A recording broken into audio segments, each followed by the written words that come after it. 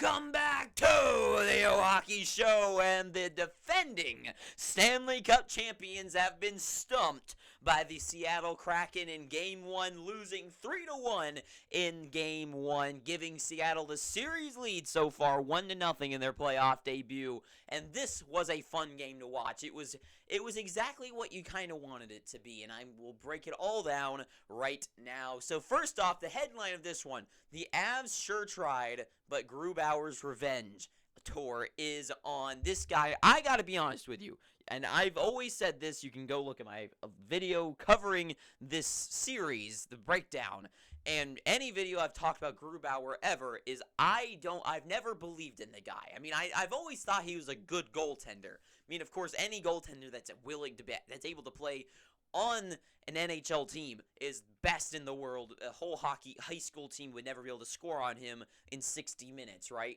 But Grubauer, I know we had like the Vezina candidacy with the Avalanche, but I thought that was more because the Avs in front of him.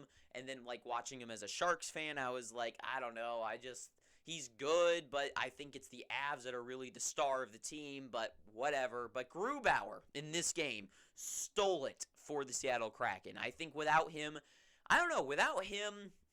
maybe Seattle would have had to try a little bit harder, because I think that's an effect sometimes teams have, that when your goalie's so good, you sometimes get a little bit lazy when it comes to playing defense. So maybe that was a situation where it could have changed. But anyways, regardless of anything, Grubauer steals Game 1 for Seattle. So the Avs started hot. So I would say they started slightly hotter, trying to do their usual dominant offensive pressure, just so many movements of the puck, and they're so skilled that they can move around. Guys like Nichushkin are so big that they can just go barreling through without getting knocked off the puck. Like, it's so impressive what this squad can do. It really is. But the word of the day, folks, is forecheck. And I have it right here for us. And I know this is going to look really stupid, but this is what a forecheck is. I use bad camera angle. There you go. So, a forecheck, I'm sure if you know hockey, you know what it is. But basically what it is going in and forcing the puck in the offensive zone. When the other team has the puck in their defensive zone, you go in and you try getting the puck back, right? A back check is the opposite of that. So, the Seattle's forecheck, and the commentators kept saying that if you watched it, you would know this, but a forecheck was Seattle's key to victory here. 2 of their goals coming from a great forecheck. And yeah, so the first goal of the game early on is from Eeli Tolvanen. So what happens is in the corner, in the board, behind the net, they have the Colorado Avalanche. I think it was Devontae's, right? He's got the puck. He sends it over to Girard here, okay? Avalanches are the X's, okay? So, Girard has the puck. Seattle, what they do is of this generic thing. All teams do this, but Seattle was really good at it and putting on the pressure. So, I don't remember what players are which here, but the Seattle player here goes over to get force him to can't make a play here. The other player is already on Girard. And Eeli Tolvanen is up here blocking out the outlet pass, right? So what happens is Girard, not wanting to just give up the puck, instead of being able to throw it either way and just giving up to the other team, he sends it straight out to the middle, and there's no one there other than Eeli Tolvanen ready to steal the puck, shot, rebound, and off of Georgiev back into the back of the net, and they are up 1-0 for the Seattle Kraken. So Seattle up 1-0 early. Pretty good, smart play there, and great forecheck. And that was the key of Seattle's game last night. So, after this goal, though, the Avs get fired up. They go into their usual, just dominant, shove-it-down-your-throat game. I don't know how they're so good at it. Well, actually, I do know. It's because their defense is able to play along with it. And that's one thing that I really like about the Avalanche. But the problem is that they don't have the depth that they have last year. I don't think that they have all of those pieces. I mean, JT Compher, do you really believe in him? I personally don't. So, anyways, yeah, so the Avalanche, their defense, able to cycle the puck around, they get shots, but here's the thing, I think a lot of them went wide, and in none of the chances, I gotta be honest, I never was like, oh boy, and when I was, the few times Philip Grubauer was there to make the save, until from off the face-off, Nathan McKinnon gets the puck, and he just the easiest play in the world, just sends it straight across. Mikko Rantanen's just standing there with a loose, he's holding the stick down the shaft, so he's got a better angle on it, and just whacks it in. No one's on him. Grubauer can't make that save. Bad defense there by the Seattle Kraken. I don't really know. I mean, that was the IQ of the Avalanche's top players coming into effect there, but also just Seattle not covering the guys that they need to be covering. So bad defense there, bad goal, I gotta say, overall for the Seattle Kraken, but they didn't give up another one like that. They never gave up a really good chance like that to happen again. So after that one, the Avs start going. The wheels started spinning after that goal. The Avs started looking good, but it's the end of the first, so the momentum kind of calms down. Second period, I gotta say, right off the bat, it did feel like the crowd went quieter. I feel like the Colorado crowd went quiet. The first period they were doing really good. Second period to start, I don't know if everyone was still in the bathroom and getting popcorn, but they went quiet in Ball Arena. It was weird. It's not like the Avs were playing bad to start, but they do get scored on real quick, though.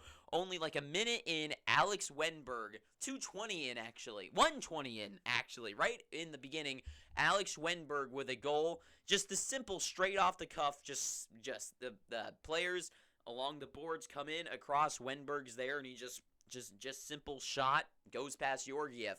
Thing that was weird about, though, is Georgiev's way of trying to save it. I don't know if he, lost his footing or he, had a brain fart or something. I don't know what happened, but his way to save it, instead of, going across and making, the glove save or whatever, instead he, went to his knees and, tried to block it, one of those, punching, those stand-up, figures that you punch and it wobbles back and forth. He looked like one of those. He went to his knee and tried to be more like a cinder block instead of a monkey trying to block it. It was weird. I don't know what that was all about. That was strange. I don't know if he slipped.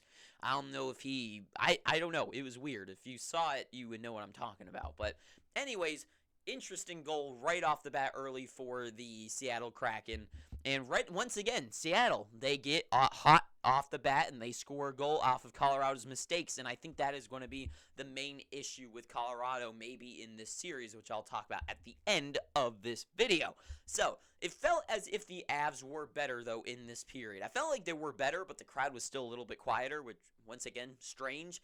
But the few dangerous chances that they got, Grubauer was there to save it. I feel like they were doing their runaround mill of things. The mill, that's what I'll call it, because it spins.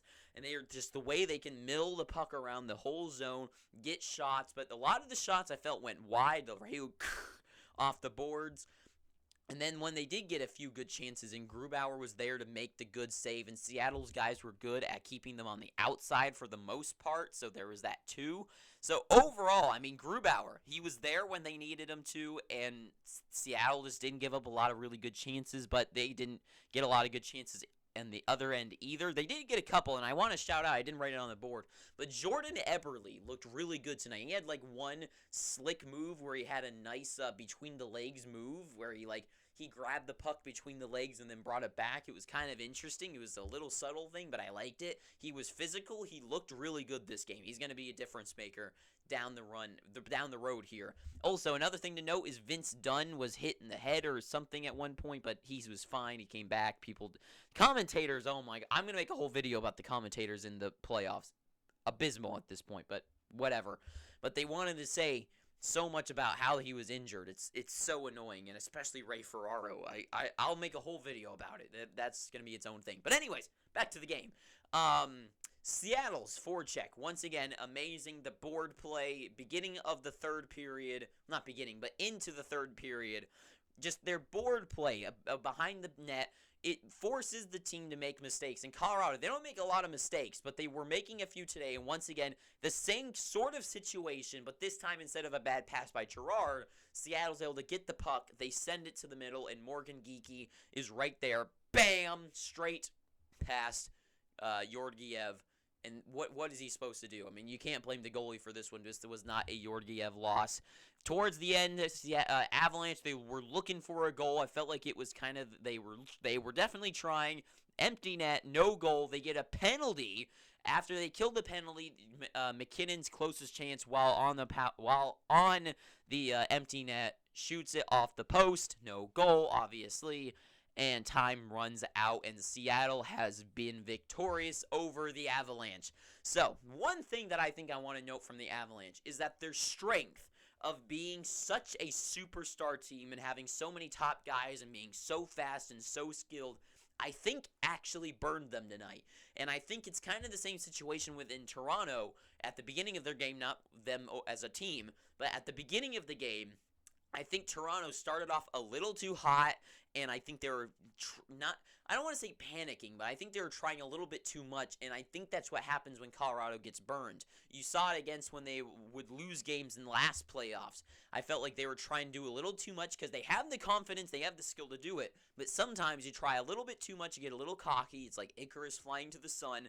And I think the Avs, they get burned sometimes, and they're so confident to try to get the rush going, where instead of Girard, like, trying to hold the puck along the boards and fight him off, instead he just throws it to the middle of the ice, and the only guy there is Eeli Tolvanen, who looks on fire with the Seattle Kraken. So I think it's just that the Avs need to slow things down. I think that's the key to this series right now, is that they need to slow themselves down. Not the game. They just need to slow themselves down, especially in their defensive zone. I think they're going to definitely look at that in practice and try to work on it. But that was the one thing. Cale Makar, also got to point out, he was amazing at a couple good shifts. The one big one, I think, was early in the game. He had a nice spin move, and he had a meh hit, which, oh my god. I'm going to make a video about this too. Commentators and crowds. I hate what fans cheer for. Because fans will never cheer for a hard, good shift. I mean, they do every once in a while. They're like, woo, that was a great shift out there. But, like, fans will cheer for the simplest of hits. Because if you watch, the players get ready for the hit. They'll pass the puck, get ready, bam, into the boards, right? Now, sometimes the guy hitting the guy, he's like 6'5", and the other guy's like 5'10". It's a good hit against the guy, but he got ready for it. No way, like, even if he falls to the ground, like, it didn't affect the play. Fans cheer so much for the simplest of hits, but they don't recognize the greatness that some players actually do. Like McKinnon's hit. He had an amazing, it wasn't really a reverse hit, but sort of was. But the fans, like, sort of cheered, but then they really cheered for, like, a simple hit that happened that everyone was ready for. That didn't affect anything. So, anyways, that's a whole thing. But, sorry. Seattle. They need to just generate more chances. I mean, they were very good on the forecheck, and I think they'll get more into it as the series go on. Guys like Jared McCann, I think, needs to get a couple more opportunities. But I think they need to get a little bit more offensive zone time. I never saw them really get the puck and do what Avs are so good at, which is cycling it. I would like to see their defensemen, like guys like Dunn, get the puck across D to D, send it into like a corner, get it to an offenseman, send it back over, look for the one-timer, and then try to do that. They had a couple times where they did kind of get that off, but I would like to see them get a little bit more run time for their game.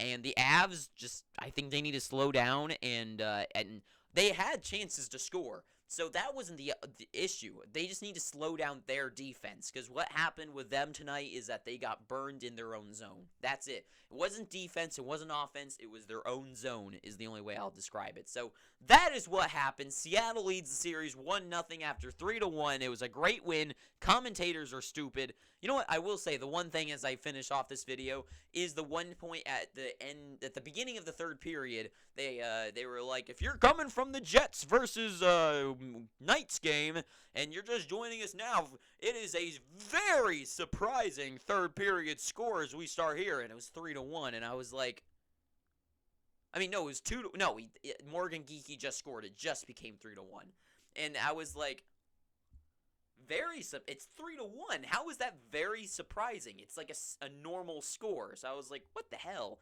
That got me really mad, because I don't care who wins this one. If it was 5-0, that would be surprising. If it was 7-2, that would be surprising. If it was, even if I would say it would be more surprising if the Avs were winning 5-0, it would be surprising.